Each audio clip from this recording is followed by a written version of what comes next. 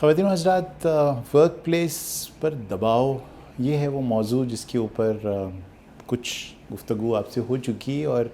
پچھلی گفتگو تک ہم نے آپ کے اوپر یہ ایک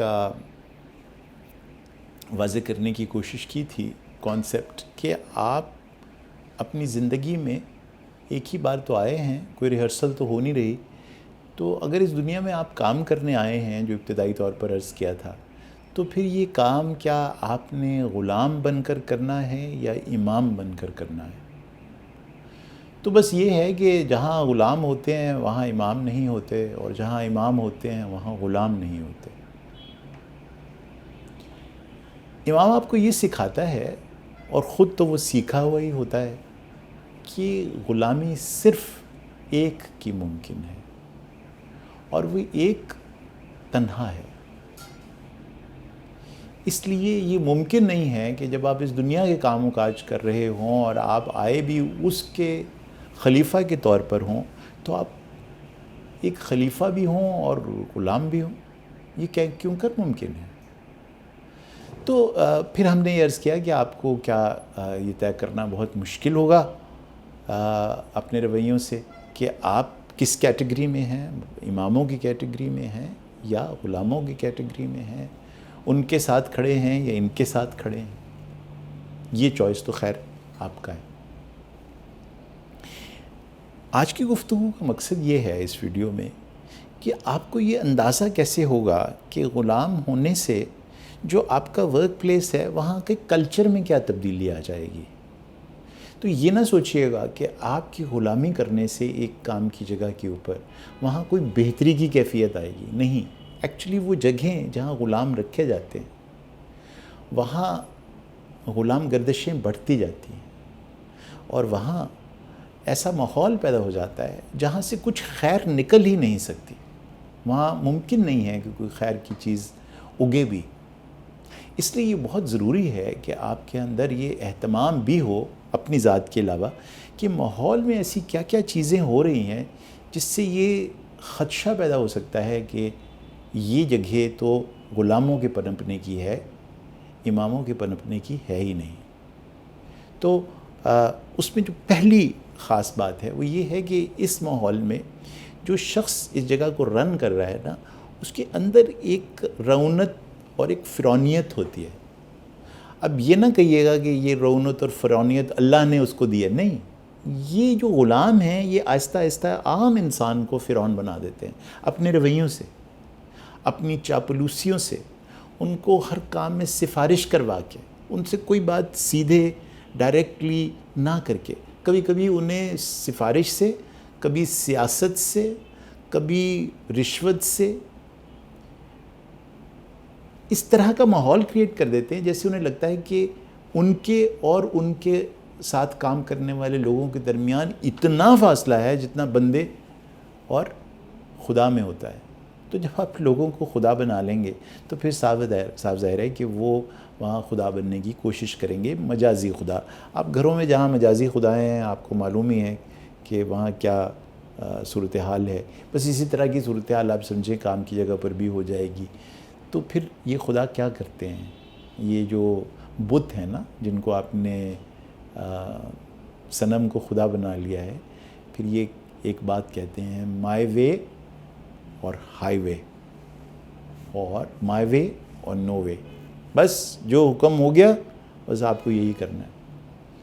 تو صاف ظاہر ہے کہ ایک وقت آئے گا جب یہ جو غلام ہیں یہ تھک جائیں گے ان کی بات سنتے، تو جو اس سے تباہیاں پیدا ہونے والی ہیں اس آرگنائزیشن کی، وہ اپنی جگہ کے اوپر۔ دوسرا ایک ماحول یہاں یہ پیدا ہوتا ہے جہاں پر مائی وے اور ہائی وے اور مائی وے اور نو وے کی کیفیت شروع ہو جائے، کہ ان لوگوں کو جو اس صورتحال کو ریزسٹ کرتے ہیں یا چاہتے ہیں کہ نہیں ذرا سا آپ غور تو کر لیجئے کہ جو آپ گفتگو کر رہے ہیں یا جو آپ کے احکامات ہیں اس کے نقصانات کیا، تو وہاں پھر یہ کلچر ہوتا ہے کہ جس وقت وہ کام غلط ہو جاتا ہے تو اس کی رسپانسبلٹی وہ شخص نہیں لیتا جس نے پہلے یہ کہا تھا کہ مائی وے اور ہائی وے، نہیں۔ وہ پھر اس کے لیے ایک اسکیپ گوٹ ڈھونڈتا ہے، وہ اس کے لیے بہانہ تلاش کرتا ہے کہ یہ جو کام غلط ہو گیا ہے یہ فلاں شخص کی وجہ سے ہوا ہے، اور اگر اچھا ہو جائے تو پھر تو کیا ہی بات ہے، اس کا سارا کریڈٹ تو اس کا ہے، کیونکہ اس نے یہ فیصلہ کیا تھا کہ یہ کام یوں ہوگا۔ تو صاف ظاہر ہے کہ پھر ہو سکتا ہے کہ ایک دن انہی غلاموں میں سے ایک کو اس کو اسکیپ کوٹ بنا دیا جائے، وہ قربانی کا بکرا بنا دیا جائے، کہ جس کی وجہ سے وہ تباہی ہو گئی اس بزنس کے اندر یا اس کام کے اندر۔ تو ایسی آرگنائزیشنز میں ہمیشہ آپ کو نظر آئے گا کہ کسی ایک کمزور شخص کو یا نسبتاً کم سفارش والے شخص کو یا نسبتاً ایسے شخص کو جو رشوت نہیں دے پا رہا، جو سیاسی نہیں ہے، اس کو قربانی کا بکرا بنا لیا جائے گا in states of failure, in states of disasters. تو آپ ایک ڈھونڈ کے اس طرح کا ایک قربانی کا بکرا لے آئیں گے۔ اگر یہ ماحول میں صورتحال چل رہی ہے تو صاف ظاہر ہے یہ جو قربانی کا بکرا ہے یہ بعض اوقات تو کسی خاص سچویشن میں، ورنہ روز مرہ اس کو وکٹمائز کیا جائے گا۔ سو یہ جو لوگ ہوتے ہیں نا، یہ جو جن کو ہم انسانوں کو خدا بنا لیتے ہیں آرگنائزیشن کا، یہ پھر ہر وقت جو سب سے کمزور جانور ہوتا ہے نا اس فلاک میں، یہ کوئی ٹیم تو ہوتی نہیں ہے، یہ تو فلاک ہوتا ہے، یہ تو ریوڈ ہوتا ہے ایکچولی۔ اس میں وہ سب سے کمزور بھیڑ کو ڈھونڈتے ہیں، سب سے کمزور جانور کو ڈھونڈتے ہیں، کیونکہ اس کے اوپر حملہ کرنا ہمیشہ آسان ہوتا ہے ان کو۔ یہ صاف ظاہر ہے یہ جو ریوڑ کے لوگ ہیں، جو ایک ٹیم کا نہیں بلکہ ریوڑ کا حصہ ہیں، ان کے اندر ایک شدید اپنے کام کے بارے میں ڈس سیٹسفیکشن کی کیفیت ہوتی ہے، وہ ہر وقت نا آسودہ محسوس کرتے ہیں۔ صاف ظاہر ہے کہ ریوڑ کی بھیڑیں کیا محسوس کریں گی، ان کے اندر موٹیویشن کا لیول کیسا ہوگا، ان کا مورال کیسا ہوگا اس آرگنائزیشن میں کام کرتے ہوئے۔ اب یہ سارے فیکٹر اندر سے جب آپریٹ کر رہے ہوں گے تو آپ صاف ظاہر ہے کہ جب آپ پرفارمنس آڈٹ کریں گے، جب یہ آرگنائزیشن کی پرفارمنس دیکھی جائے گی تو صاف ظاہر ہے کہ وہ پرفارمنس کوئی بہت زیادہ اچھی نہیں ہو سکتی، پاسبل ہی نہیں ہے ہونا، کیونکہ صاف ظاہر ہے کہ یہ جو پروڈکٹیوٹی ہے ان لوگوں کی، جب وہ اندر سے بجھے ہوئے، اندر سے ان موٹیویٹڈ اور اے موٹیویٹڈ فیل کریں گے، جب ان کے اندر کوئی جوش و جذبہ ہی نہیں ہوگا، جب ان کی اونرشپ ہی نہیں ہوگی ان کاموں کی جو وہ کر رہے ہیں، اور ان کو ہر وقت یہ تلوار ان کے سر پہ لٹکتی رہے گی کہ آج نہ کل، آج یا کل یہ تلوار ان کے اوپر گرے گی جب بھی کچھ غلط ہوگا، تو صاف ظاہر ہے ایسی آرگنائزیشنز کے اندر ہر وقت ایک کیفیت ہاسٹیلیٹی کی ہوتی رہتی ہے، بلکہ یوں کہہ لیں کہ ہر وقت ہر اس آرگنائزیشن میں کام کرنے والا یہ محسوس کرتا ہے کہ کوئی اور اس کے بارے میں انفارم کر رہا ہے باس کو، یعنی سپلٹ سے ہو جاتے ہیں لوگ، وہ اس آرگنائزیشن میں جو باس کے قریب ہیں،